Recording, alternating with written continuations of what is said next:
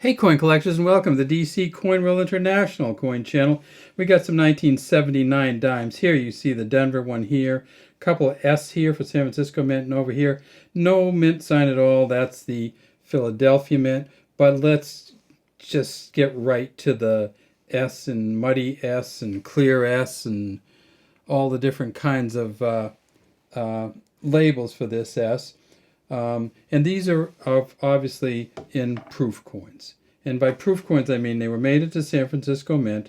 They have a different finish on them than the other coins, and they're only sold in specialized sets. So in 1979, they made 3.677 million of these at the San Francisco Mint, and some of them were what they call the Type 1, and some of them were the Type 2.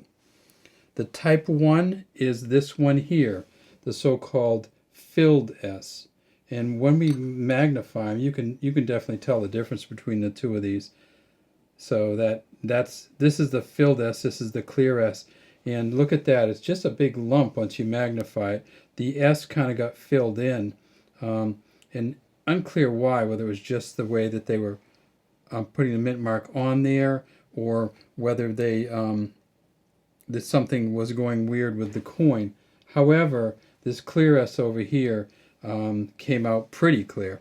Down here we see the J in an S, and of course that's for John Sinek. He was the engraver of these coins, and that's going to be on all of these coins.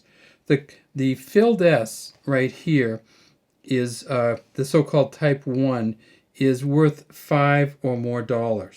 And this one here is probably worth even more than that. And a proof 65, which this is probably proof 65 or above, this is worth $5 or more.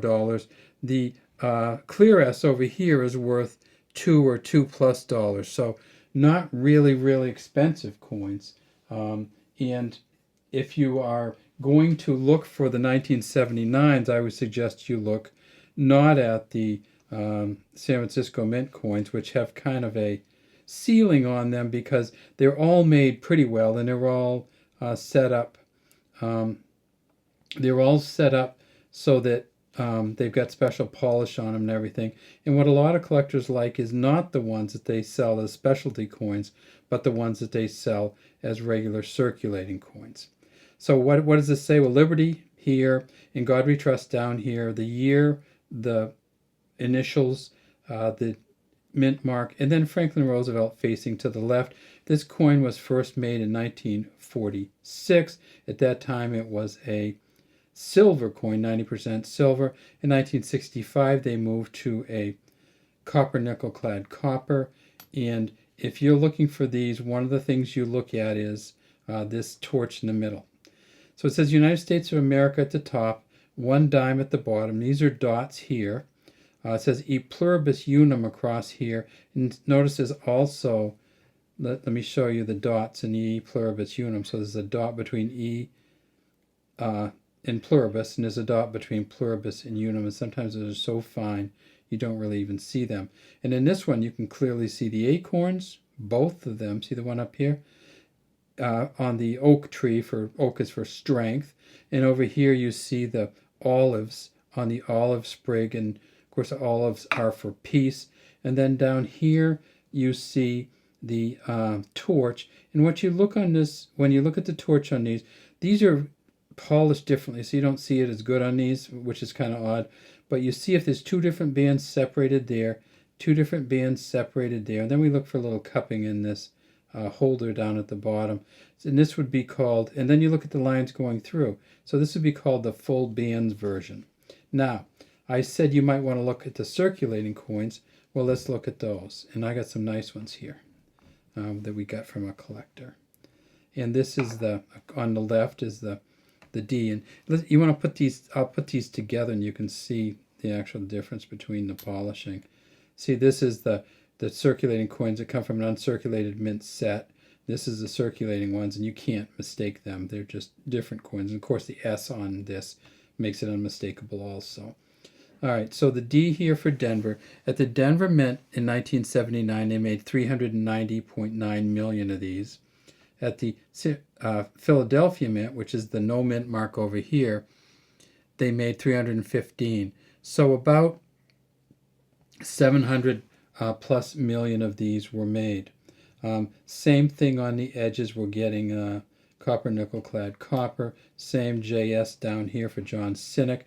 Now, this is what you'll see when you get some from an uncirculated mint set. These were kind of all put together in a big pile and then separated out, and the dimes would hit each other and kind of scar each other up a little bit. Shouldn't take too much from the value because this it is still a uncirculated coin.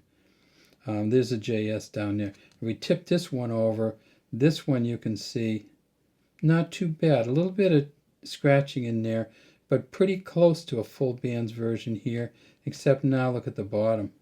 We see that those bands just all melded together. Can you see that? It's hard to hold it right, but see how the bands melded together down here? So no full bands version here, so that's not going to be very valuable.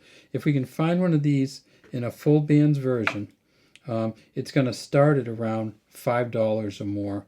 And that's why I said if you get one of these and it's in good shape, it is worth more than the proof coins, which are worth about $5.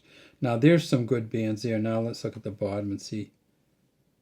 Geez. For some reason this side over here on a lot of these 1979s is a little smooth. So not really, I really wouldn't call this or consider this a full bands version, but it's still pretty nice. All right, so we have the 79 Philly, we have the 79 Denver, we have the 79 Clear S, we have the 79 Filled S, and that's what we have for our dimes from 1979.